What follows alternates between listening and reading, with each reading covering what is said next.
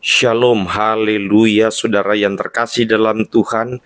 Kembali dalam program Memulai Hari Bersama Kristus dengan saya, Gary Tengker. Dan saya Arti Indira Pardede. Pembacaan firman Tuhan kita pada pagi hari ini terambil dari Keluaran pasalnya yang ke-20, dari ayat yang pertama saudara sampai dengan ayat yang ke-26. Kalau kita baca dalam Alkitab, ini terbagi menjadi beberapa perikop. Perikop yang pertama yaitu ke-10 firman, lalu kemudian perikop yang kedua orang Israel takut menghadapi kedatangan Tuhan, dan perikop yang ketiga adalah peraturan tentang kebaktian.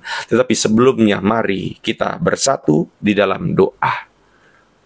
Tuhan Yesus yang baik, terima kasih Tuhan buat hari yang Kau beri, buat nafas yang Kau beri. Kami ingin sepanjang hari ini Engkau menuntun kami dengan firman-Mu. Berbicaralah ya Bapa, dan biar Roh Kudus-Mu senantiasa memberikan kami hikmat untuk mengerti, bahkan menyanggupi kami Tuhan untuk melakukan segala firman-Mu. Terpujilah nama-Mu Tuhan Yesus. Haleluya. Amin. Amin. Dan judul renungan kita pada pagi hari ini adalah menghidupi firman dan menjawab panggilan hidup kudus. Pada hari ini kita akan bersama-sama merenungkan dalam Keluaran pasal yang ke-20, di mana Tuhan memberikan 10 perintahnya kepada umat Israel. Perintah ini bukanlah aturan kaku semata, tetapi sebuah panggilan hidup yang mencerminkan kekudusan, kasih, dan kebijaksanaan Tuhan. 10 perintah ini adalah undangan bagi kita semua untuk hidup dalam relasi yang benar dengan Tuhan dan sesama. Tuhan memberi kita petunjuk yang penuh makna, dan hari ini kita akan menggali lebih dalam makna beberapa perintah ini dalam kehidupan kita. Yang pertama, mari saudara kita baca di ayat yang kedua dan ayat yang ketiga. Ayat yang kedua, Akulah Tuhan Allahmu yang membawa engkau keluar dari tanah Mesir, dari tempat perbudakan. Jangan ada padamu Allah lain di hadapanku. Saudara, Tuhan memulai 10 perintah ini dengan mengingatkan bahwa Dialah yang membawa Israel keluar dari Mesir, dari perbudakan.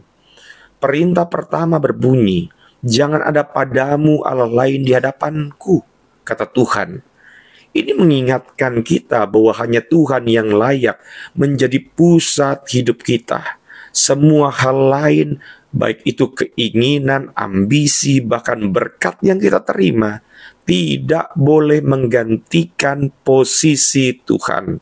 Itu sebabnya Matius 6 ayat 33 mengatakan bahwa Tetapi carilah dahulu kerajaan Allah dan kebenarannya, maka semuanya itu akan ditambahkan kepadamu. kita diundang untuk menjadikan Tuhan itu prioritas utama, karena dari situ mengalirlah hidup yang penuh damai dan berkat.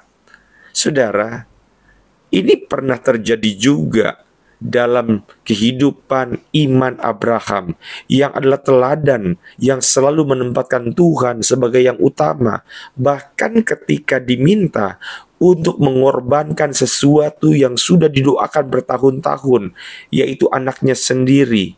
Dan dalam ketaatannya kita melihat Abraham memilih mengutamakan Tuhan di atas segalanya. Saudara ingat, hanya jika Tuhan yang utama, hidup kita memiliki arah.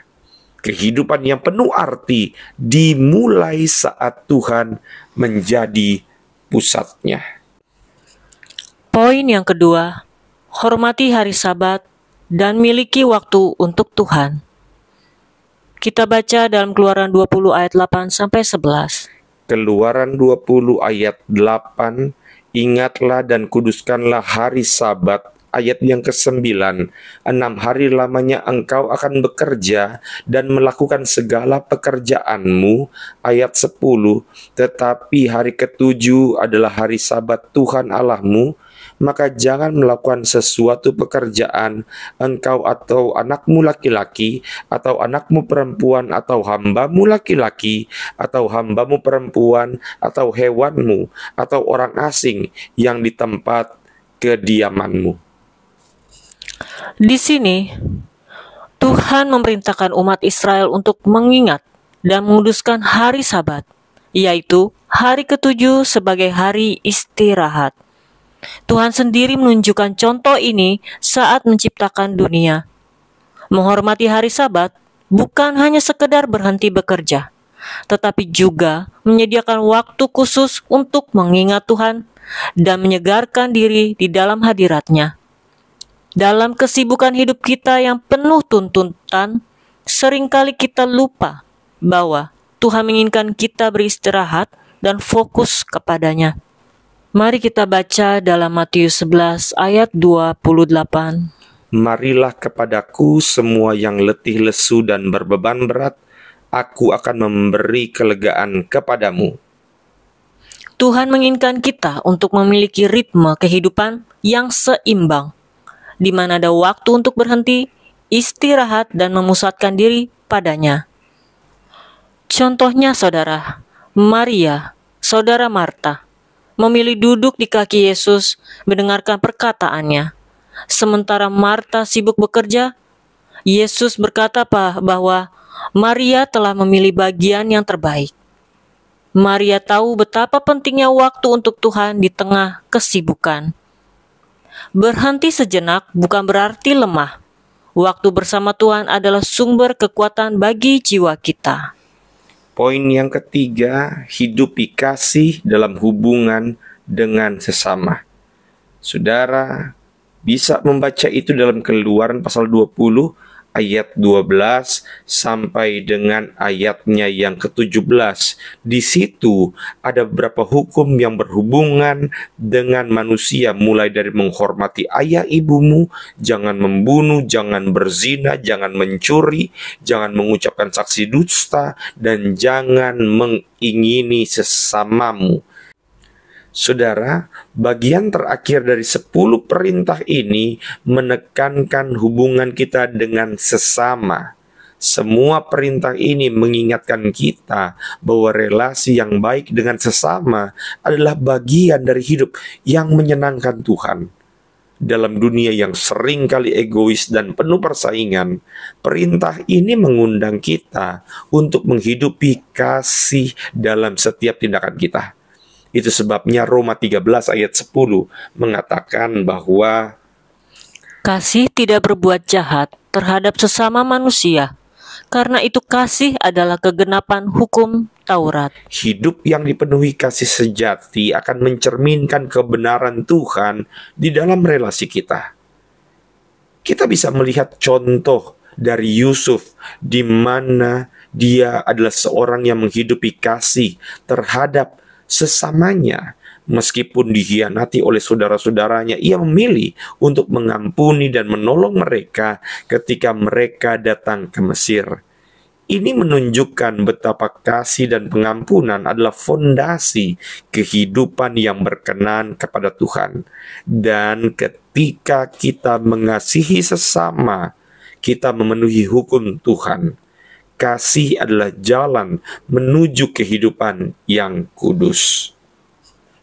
10 perintah Tuhan dalam Keluaran 20 adalah panggilan untuk hidup yang kudus, bukan dengan aturan kaku, tetapi sebagai jalan hidup yang memuliakan Tuhan dan memberkati sesama.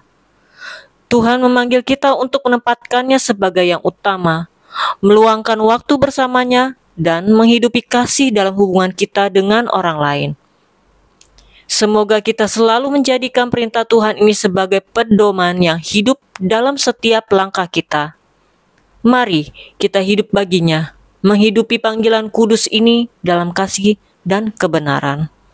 Mari kita bersatu di dalam doa. Tuhan Yesus yang baik, terima kasih untuk segala kasih dan kebaikan-Mu di dalam kehidupan kami sehari-hari. Biarlah kami terus ada di dalam kebaikan-Mu Tuhan, dan biarlah hidup kami juga menunjukkan kasih sayang-Mu bagi sesama kami. Tuntunlah Tuhan suami kami, istri kami, dan anak-anak kami, bahkan seluruh keluarga kami. Biarlah hidup kami penuh dengan kasih-Mu, dan biarlah hidup kami dalam kebenaran firman-Mu. Terpujilah Engkau Bapa yang baik, yang kami sembah di dalam nama Tuhan Yesus Kristus. Haleluya. Amin. Haleluya, kita sudah berdoa, membaca firman dan merenungkannya.